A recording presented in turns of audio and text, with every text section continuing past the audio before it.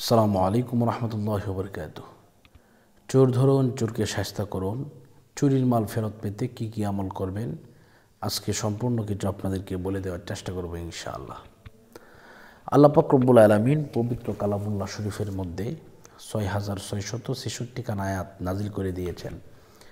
কিন্তু এর মধ্যে একখান আয়াত আছে, যদি কেউ এই আয়াতে কারিমা 1,15,000 মতান্তরে 1,30,000 বার যদি কেউ পাঠ করে, তাহলে যে ব্যক্তি মাল চুরি করেছে সেই ব্যক্তি আপনার মাল ফেরত দিতে বাধ্য হবে। যদি না দেয় তাহলে তার গলা দিয়ে নাক দিয়ে রক্ত বের হবে, অসুস্থ হয়ে যাবে, সে বিপদে পড়ে যাবে ইনশাআল্লাহ।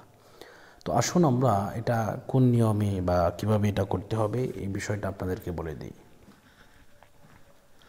তো প্রথমত হচ্ছে, আপনাকে অবশ্যই আপনি এই দোয়া যে পাঠ করবেন এর জন্য অজু করতে হবে। অজু করার পরে সুন্দর একটা স্থানের মধ্যে আপনাকে বসতে হবে, যেটা পবিত্র স্থান।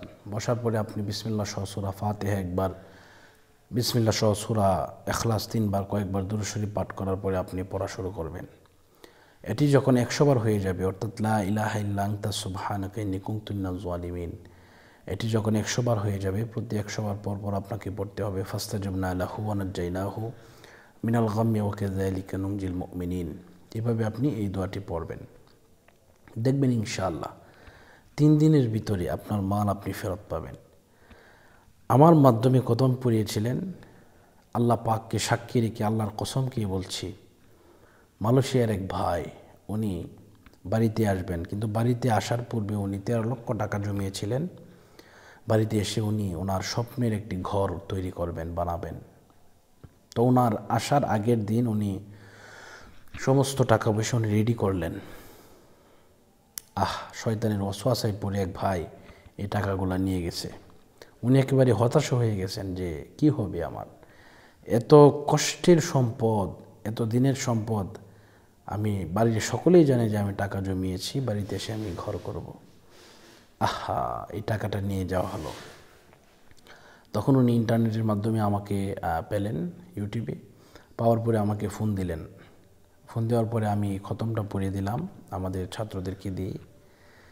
তো যেদিন পড়িয়েছি এদিন রাতেই উনি ওনার টাকা ফেরত পেয়েছেন, 12 লক্ষ টাকার উপরে, কিছু টাকা ভাঙা হয়ে গেছে। তো আসলে এটা আমাদের কোনো ব্যাপার নয়, সমস্ত কিছু আল্লাহর হাতে, আল্লাহ পাকের ইচ্ছায় সব কিছু হয়। তো উনি টাকা পেয়েছেন, আলহামদুলিল্লাহ, উনি খুবই খুশি হয়েছেন। আমার প্রতি উনি খুবই কৃতজ্ঞ, আলহামদুলিল্লাহ। তো আল্লাহ পাকের কাছে লাখো কোটি শুকরিয়া জানাই। আল্লাহ পাক যেন আমাদের সকলকে কবুল করেন, মঞ্জুর করেন, সেই প্রত্যাশা এবং কামনা করে আজকের মতো এই মুহূর্তে বিদায় নিচ্ছি। যারা আমার সাথে যোগাযোগ করতে চান ইনশাআল্লাহ এই নাম্বারে যোগাযোগ করবেন, 016-430-63744। আল্লাহ পাক সকলকে কবুল করুন, মঞ্জুর করুন। বিদায় নিচ্ছি। আসসালামু আলাইকুম ওয়া রাহমাতুল্লাহি ওয়া বারাকাতুহু।